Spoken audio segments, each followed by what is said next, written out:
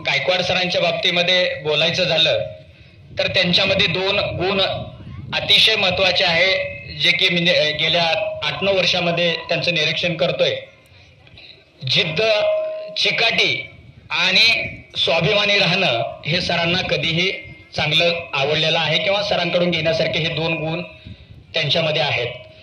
चिकाटी एवढी की अत्यंत प्रतिकूल परिस्थितीमध्ये, म्हणजे परिस्थिती माणसाला कशी घडवते आणि परिस्थितीवर मात कसं करायचं याचं मूर्तिमंत उदाहरण म्हणजे आपले गायकवाड सर. कारण लॉकडाऊनच्या काळामध्ये सर्व जगावरती अशी परिस्थिती ओलवली होती, उत्पन्नाचा दुसरा कुठला सोर्स नसताना सुद्धा जिद्द न हारता या व्यक्तीने अफाट परिश्रम करून हे जे काही यश मिळवलं.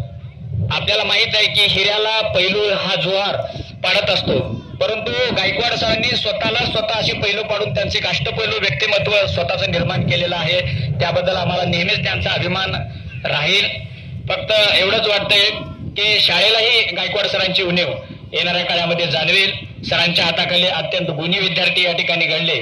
म्हणजे प्रत्येक गोष्ट शिस्तीमध्ये शिकवली जाते असं नाही, तर काही विद्यार्थ्याला हसत खेळीमेळीच्या वातावरणामध्ये सुद्धा विद्यार्थी घडवता येतात. याचंच उदाहरण आहे. कारण अरुणा आणि सई यांना पटकन शब्द दिल्याबरोबर त्यांनी बोलायसाठी ते लगेच तयार झाले. म्हणजे असे ऑन दी स्पॉट बोलण्याचं करेज सुद्धा निर्माण करण्याचं काम गायकवाड सरांनी केलं. गायकवाड सरांना भावी आयुष्यासाठी त्यांना खूप शुभेच्छा देतो. या ठिकाणी थांबतो. जय गुरुदेव.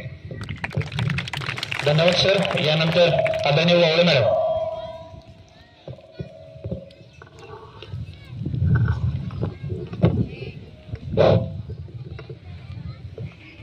जय गुरुदेव.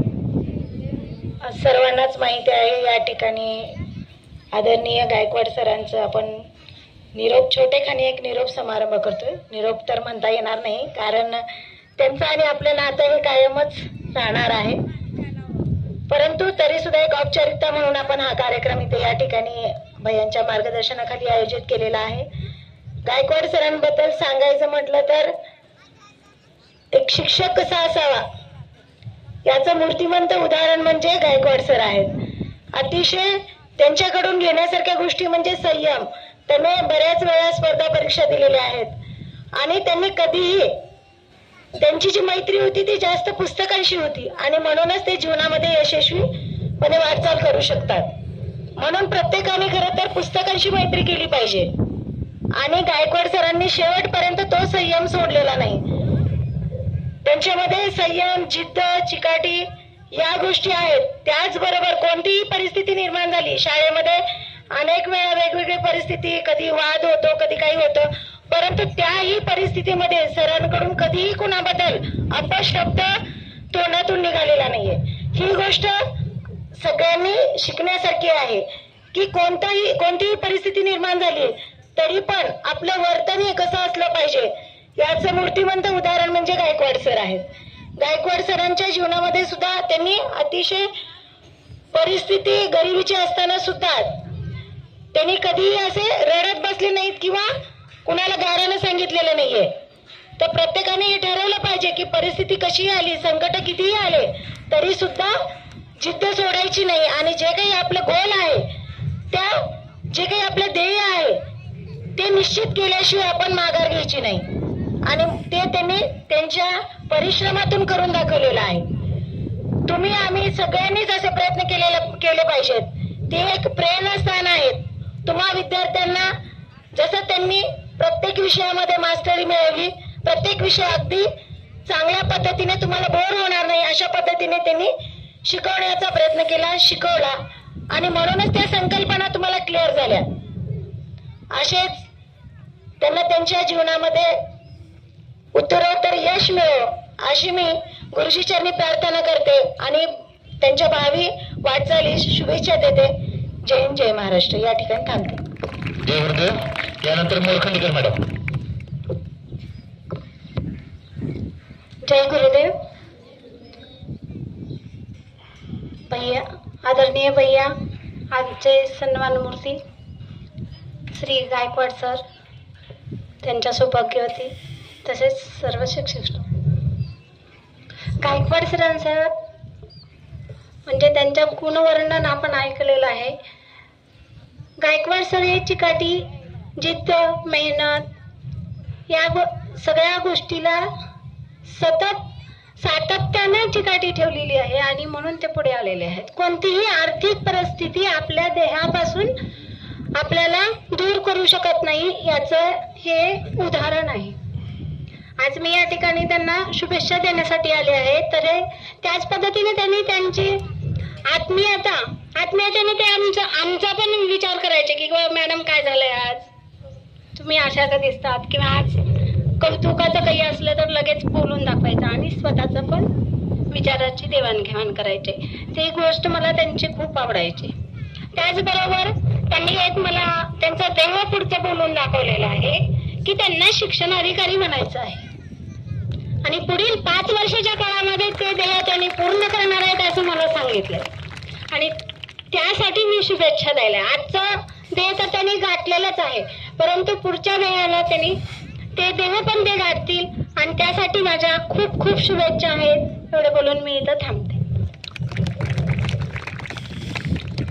धन्यवाद मॅडम. यानंतर कुलकर्णी मॅडम या.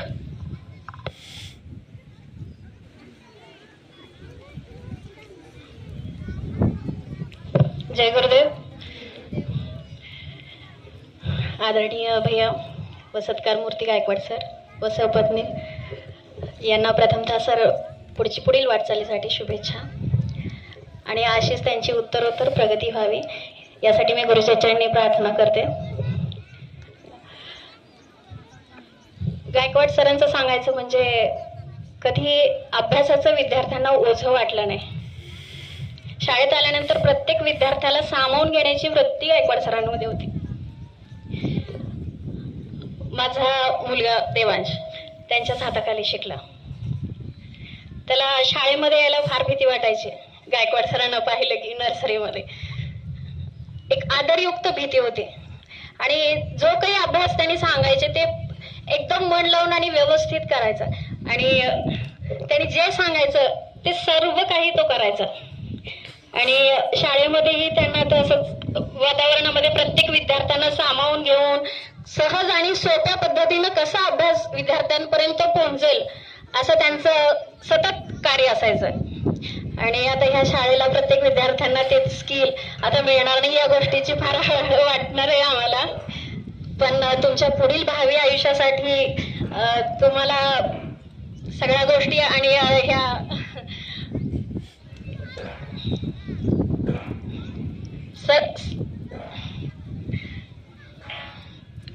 ठीक आहे. जय गुरुदेव. ठीक आहे. यानंतर आजच्या कार्यक्रमाचे सत्कार मूर्ती आदरणीय गायकवाड सर यांना मी विनंती करतो की त्यांनी आपलं मनोगत या ठिकाणी व्यक्त करावं.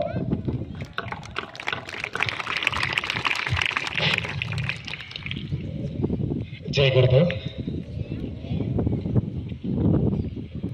खरं तर मी आज इथं जो उभा आहे त्याचं श्रेय 100% द्यावं का 50% द्यावं हे मला आता ठरवायची वेळ झालेली आहे. एक उदाहरण सांगतो. मला आठवतंय आमची मीटिंग चालू होती, आमच्या स्टाफची कोपऱ्यामध्ये मीटिंग चालू होती.